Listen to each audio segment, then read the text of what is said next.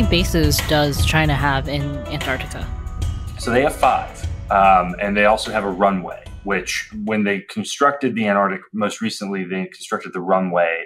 That is what I think should have been a tip-off to people that there was going to be a increased focus by Beijing on long-term presence in Antarctica, that they were going to be thinking about expanding their presence to more, more potentially security-focused posture.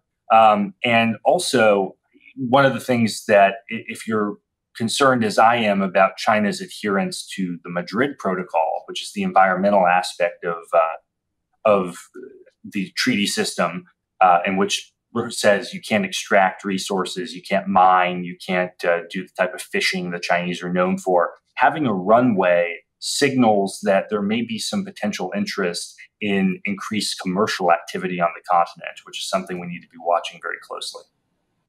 So this runway, like I thought, when we send our Air Force planes to land at McMurdo Base, how do they land if there's no runway? They just land on the ice or what? Yeah, so they actually have special skis that'll let you land.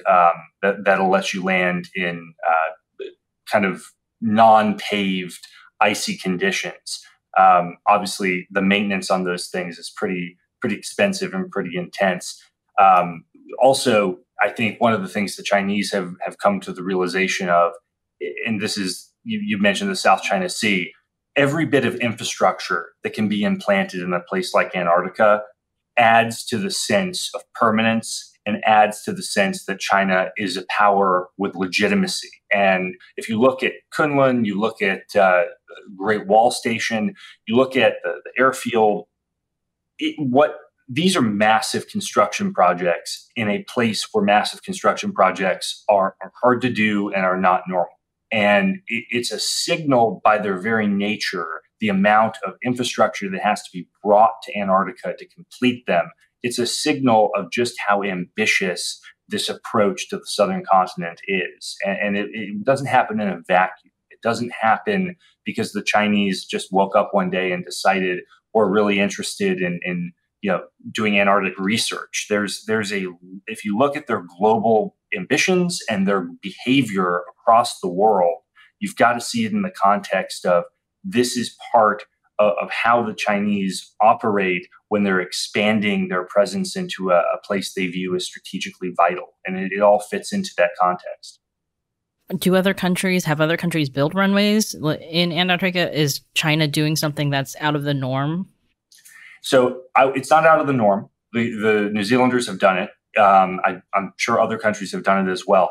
I think you've got to look at it in the context of the commentary that comes from Xi Jinping and from the senior leadership of the party, which is talking about Antarctica as a part of their strategy, their national strategy, which is talking about dominance in Antarctica and using terminology that talks directly to that speaks of the strategic aspects of the continent. You have to look at it, like I mentioned, with PLA officers who are coming in and are not being reported, the massive amount of infrastructure that's being put into the airfields and the stations, where they're choosing to build the stations, like I mentioned, the highest ice feature on the continent.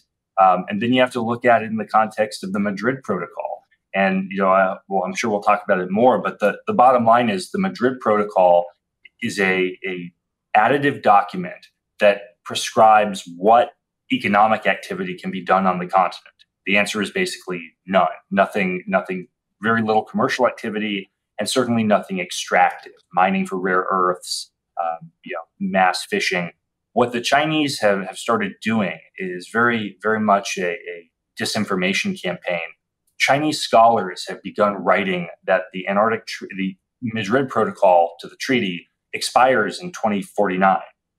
It does not. It just doesn't expire. That's propaganda. No scholar anywhere else in the world believes that the Madrid Protocol expires in 2049, but they repeat it over and over and over again with, in my opinion, with the goal of laying the foundation for a kind of similar to the 9-dash line or similar to other kind of United Front type activities that we've seen, laying a predicate for just ignoring the treaty, beginning to do extraction at some point, beginning to do mining, beginning to do commercial fishing, and then saying to the world, well, it expired, sorry, and going about their business. And I think when you take all of this in context, we get into a place where I have a lot of concerns about what the next decade or 2 decades is going to look like from China and Antarctica.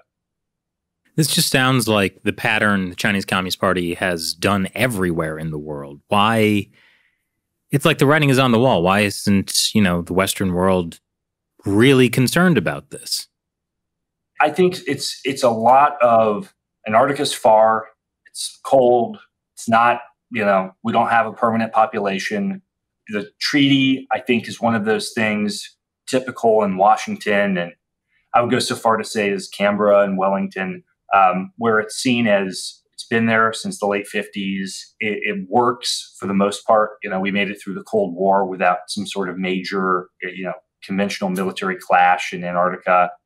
It's seen as just kind of a basic good government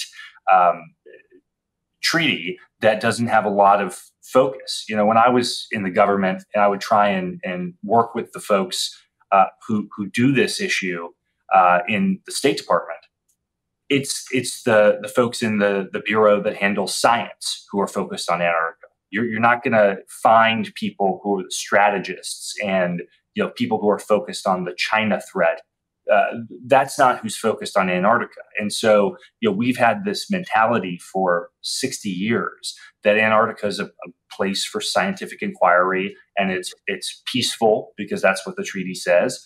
And unfortunately, like so much else, like fishing globally, like space, like cyberspace, like the deep sea, China doesn't view these global commons the same way we do. And I think what we've got to do is raise awareness in Washington that this is no longer simply something that can be handled by the people at the National Science Foundation and the folks in the Economic Bureau at the State Department or the Cultural Bureau. This has to be something that's thought of and handled by the Pentagon, by the China hands at the State Department and the National Security Council, by the Coast Guard, by the Navy.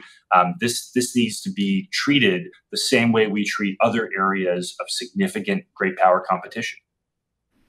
It sounds like what you're saying is that in addition to the Space Force, the U.S. also needs the Ice Force. Yeah, that'll be the next service. But in the meantime, what we need is the U.S. Coast Guard fitted with icebreakers. We need to go back to a force posture where the Coast Guard is operating icebreakers. This isn't just Antarctica. This is the Arctic too. The Russians have 40 or 50 icebreakers, quite a few of which are nuclear powered. The Chinese are building icebreakers. The United States needs to be investing in something. If we want to continue to be a polar power, both north and south, we have to have the tools to be one. And if we don't have icebreakers, if we don't have the well-maintained C-130 lift capability to get to the poles, we're going to abrogate that responsibility. And so you've got to make these investments now, or we're going to wake up one day and we're going to be dependent on the Chinese to let us into Antarctica.